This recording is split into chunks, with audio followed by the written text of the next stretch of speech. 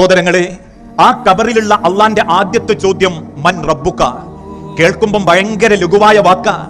പലരും അത് കേൾക്കുമ്പം സ്വയം ചിന്തിക്കാറുണ്ട്, അത് ചെറിയ സുഖമല്ലേ, റബ്ബി അല്ലാ, എന്റെ റബ്ബ് അള്ളാഹുവാണെന്ന് പറയാൻ അതൊക്കെ എളുപ്പ. കാരണം എനിക്കത് പറയാൻ പറ്റും. ഞാൻ ഇന്ന് വരെ ഒരു ജാറത്തിങ്കൽ പോയിട്ടില്ല, ഞാൻ ഇന്ന് വരെ ഒരു മക്ബറയിലേക്ക് ചെന്നിട്ടില്ല, ഞാൻ ഇന്ന് വരെ ഒരു മന്ത്രി ചൂതുന്ന ശിർക്കൻ പ്രവർത്തനങ്ങളിലേക്ക് പോയിട്ടില്ല, റസൂലുള്ളാന്റെ മൗലൂദിന്റെ പേരിലുള്ള ഏതെങ്കിലും ബിദ്അത്തുകൾ ഞാൻ ചെയ്തിട്ടില്ല, ഒരു കബറിന്റെ അടുത്തേക്കും യാസീനോദാനും കത്തപ്പര കെട്ടാനും ഞാൻ ചെന്നിട്ടില്ല, ഇന്ന് വരെ മന്ത്രി ചൂതിയ വെള്ളം ഞാൻ കുടിച്ചിട്ടില്ല, പ്രവാചകന്റെ ആസാറുകളുടെ പേരും പറഞ്ഞ് നിർമ്മിക്കപ്പെട്ട ഏതെങ്കിലും ബിദ്അത്തുകളും മുൻകറാത്തുകളിലും ഞാൻ ചെന്നിട്ടില്ല. അതുകൊണ്ട് എനിക്കൊക്കെ പറയാൻ കിട്ടും എന്ന ഒരു ധാരണയിലാ ഞാനുങ്ങളും ഒക്കെ. റബ്ബി അല്ലാ, എന്റെ റബ്ബ് അല്ലാഹുവാണെന്ന് പറയാൻ നമ്മൾക്ക് കിട്ടും എന്ന് നമ്മൾ ചിന്തിക്കുന്നുണ്ടെങ്കിൽ, എന്റെ റബ്ബാണ് അല്ലാഹ് എന്ന് പറയാൻ സാധിക്കണമെങ്കിൽ അള്ളാഹ്ക്ക് വേണ്ടി ജീവിച്ചവനാവണം, അള്ളാഹുവിന് വേണ്ടി ദുനിയാവൊരുക്കിയവനാവണം. മരണം പോലും അള്ളാഹുവിന്റെ തൃപ്തിക്ക് വേണ്ടി ഈ ദുനിയാവിൽ നിന്നും ഉള്ള മടക്കയാത്ര നാഥന്റെ സന്തോഷത്തിന്റെ ജീവിത രീതിക്കനുസരിച്ചാവണം. നമ്മളെപ്പോലുള്ള ആളുകൾക്ക് റബ്ബി അല്ലാഹ് എന്ന് പറയാൻ പറ്റുന്നതിന്റെ മുൻപേ അത് പറയാൻ വേണ്ടി ജീവൻ വെടിഞ്ഞ സഹാബത്തിനെ നമ്മൾ ഓർക്കണം.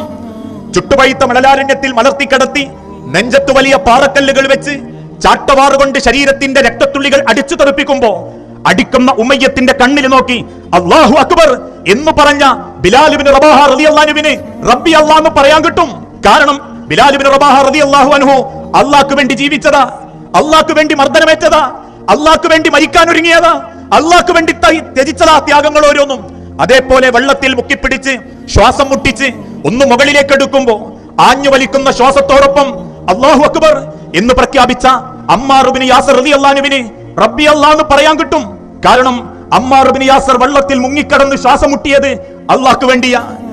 വസ്ത്രങ്ങൾ അയച്ച് മരത്തിൽ പിടിച്ച് കെട്ടിയിട്ട് ഇരുമ്പ് കമ്പി ചുട്ടുപഴിപ്പിച്ച് ശരീരത്തിന്റെ ഗുഹ്യസ്ഥാനത്ത് കുത്തിക്കയറ്റിയപ്പോ കരിയുന്ന മാംസത്തിന്റെ ഗന്ധത്തോടൊപ്പം കുത്തുന്ന ശത്രുവിന്റെ കണ്ണിൽ നോക്കി ലാ ഇലാഹ ഇല്ലല്ലാഹ്, എനിക്കെന്റെ റബ്ബാണ് വലുത് എന്ന് പറഞ്ഞ നമ്മളെ ഉമ്മ സുമയ്യ റളിയല്ലാഹു തആല അൻഹാക്ക് അള്ളാഹുവിന്റെ മുൻപിൽ റബ്ബി അല്ലാഹ് എന്ന് പറയാൻ കിട്ടും.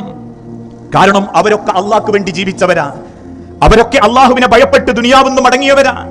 അതുകൊണ്ട് തന്നെ റബ്ബേ, ആ കബറിൽ തട്ടിവിളിച്ചെഴുന്നേൽപ്പിച്ചിരുത്തി മൻ റബ്ബുക എന്ന് ചോദിക്കുമ്പോ, മാ ദീനുക എന്ന് ചോദിക്കുമ്പോ, മാ ഹാദർ റസൂൽ എന്ന് ചോദിക്കുമ്പോ, മാ ഹാദൽ കിതാബ് എന്ന് ചോദിക്കുമ്പോ അതിന് കൃത്യമായൊരു ഉത്തരം പറയാൻ നീ ഈ കബറാളിക്ക് കഴിവ് കൊടുക്കണേ നാഥ.